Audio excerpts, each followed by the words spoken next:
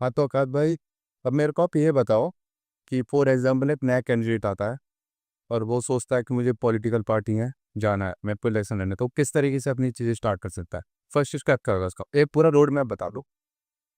पहले उस स्टूडेंट को अपनी छवि अच्छी करनी होगी स्टूडेंट के सामने। उसे मतलब कुछ ऐसे काम करके दिखाने पड़ेंगे जो कि वाकई में स्टूडेंट को अट्रैक्ट करे, ठीक है, आकर्षित करे अपनी ओर। फिर उसके बाद उन्हें मतलब अच्छे से स्टूडेंट जोड़ के रखने होंगे जो उनके लिए भी काम करे और उनकी हेल्प करे। और दूसरी बात, जैसे अगर किसी संगठन में जाना है तो संगठन वालों से बात करनी पड़ेगी।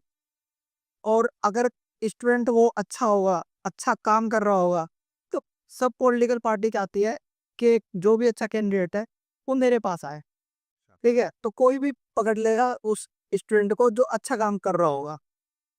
तो मतलब जैसे स्टार्टिंग में तो इन्वेस्टमेंट अपनी तरफ से करनी होगी।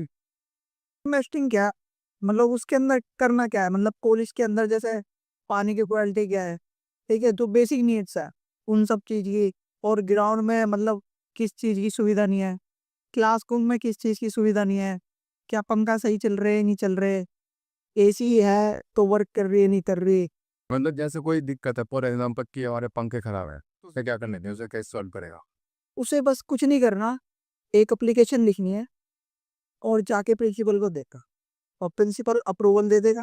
उसके बाद वो ऑटोमेटिकली सही हो जाएगा। अच्छा, तो अगर पहले ये चीज़ था, हाँ, तो जैसे आपकी जो जर्नी थी उस हिसाब से आपको क्या लगता है कि कोई नए कैंडिडेट को क्या गलतियाँ नहीं करनी चाहिए, मतलब जिससे उसे अवॉइड करना चाहिए? कैंडिडेट पता है क्या कहते हैं कि वो पहले ही सोच लेते हैं कि भाई मुझे इलेक्शन लड़ना है। वो इसी चक्कर में पूरे दिन भर हवाबाजी करेंगे ठीक है, अब लोगों से मिलते रहेंगे, क्लास नहीं लेंगे, मार्क्स कम होंगे, ईआर आ जाएगी किसी की। तो ऐसी गलतियां करते हैं वो पूरे साल।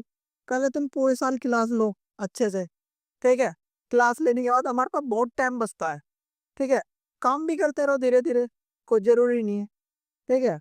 तो क्लास लो प्रॉपर और नंबर भी ठीक ठाक, मतलब ईआर ना आए किसी भी सब्जेक्ट में। तो अटेंडेंस और ईआर बहुत मायने रखती है। तो अटेंडेंस 75%। हाँ, अटेंडेंस 75% चाहिए तभी हो सकता है। तो मतलब अटेंडेंस भी जरूरी है, मतलब दोनों चीज़ को। नहीं, जरूरी है। अगर किसी व्यक्ति की ईआर नहीं है तो ईआर जो मतलब जैसे हमारा 10th में होता था ना कि किसी कंपार्टमेंट आ गई, वैसा व्यक्ति हो तो क्या कर लग बैठ जाएगा ड्यू में, ड्यू के अंदर ईआर हो। या नहीं लगनी चाहिए। हाँ, ईआर भी लगनी चाहिए। और जब हम नॉमिनेशन फिल करते हैं तो उसके अंदर भी जो स्टूडेंट के साइन होते हैं, अच्छा। जो तो होते हैं स्टूडेंट, उनके भी अलग से हमें करवाने पड़ते हैं।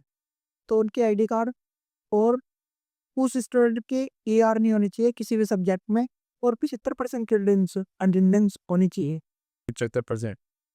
तो मतलब उसको अपनी स्टडीज, अटेंडेंस, मार्क्स और ये पॉलिटिकल सब चीज़ें सब चीज मैनेज करनी पड़ेगी। एक साथ कर लेके चाहिए, तभी उसका आगे कुछ। अब आधे स्टूडेंट क्या करते हैं कि भाई पूरे साल घूमते हैं और फिर जब इलेक्शन का टाइम आता है उनकी अटेंडेंस पूरी नहीं पड़ती है। फिर टीचरों के जाके हाथ जोड़ते हैं कि सर मेरी अटेंडेंस बढ़ा दीजिए, सर मेरी कर दीजिए, सर ये सर वो, ऐसे करने।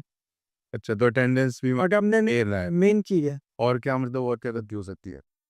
गलतियां उनकी मेजर यही हैं, एक अटेंडेंस और दूसरी बात, जैसे वो नॉमिनेशन भरने गए तो सब में पहले उन्हें ना, पहली बात, सेकंड ईयर और थर्ड ईयर का स्टूडेंट कोई लेना नहीं चाहिए। उन्हें फर्स्ट ईयर के 2 स्टूडेंट पकड़ने चाहिए जो कि सिग्नेचर करे, ठीक है। और उनकी फीस स्लिप और आईडी कार्ड हो तो वो लग जाता है, या आधार कार्ड, ठीक है। तो ये सब चीज़ें लगती है।